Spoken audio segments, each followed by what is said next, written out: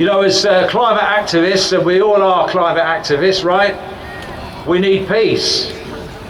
You know, war is actually going against everything we stand for. I remember when I was a young man, a very great pop song that we all listened to and danced to was called War by Edwin Starr. And it went something like this: war, what is it good for? Absolutely nothing. So our next speaker is Jill Chanter from Sheffield. Stop the war. Thank you very much. Thank you. It won't come as much of a surprise to people that historically the largest industrial military complex in the history of the world is also one of the single biggest polluters of the planet. And that's just making the military machine function. Where wars take place, environmental devastation consistently occurs. If you look at what's happening in Yemen, in Afghanistan, then the environment is being polluted by bombs. There's a shortage of water, there's a shortage of food. People are subject to the most horrific conditions. Russia's invasion of Ukraine has led to attacks on facilities that process dangerous chemicals, threatening the safety of resident communities.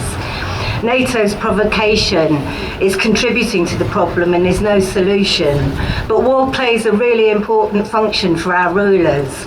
They use it to deflect attention from the real causes of misery for ordinary people. The Tories repeat the lie again and again that the war in Ukraine is responsible for the increase in fuel prices in this country. About half the UK's gas comes from the North Sea, a third is from Norway, only 3% comes from Russia, but you wouldn't know that to listen to the mainstream media.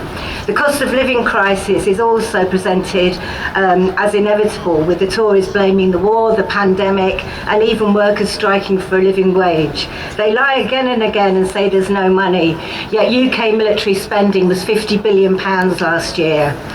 The Tory lie that war in Ukraine has caused an energy crisis has now mean that they're trying to use that as a reason to reintroduce fracking and nuclear energy.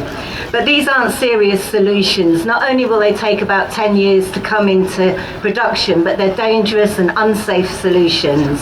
There's a constant risk of catastrophic nuclear accidents.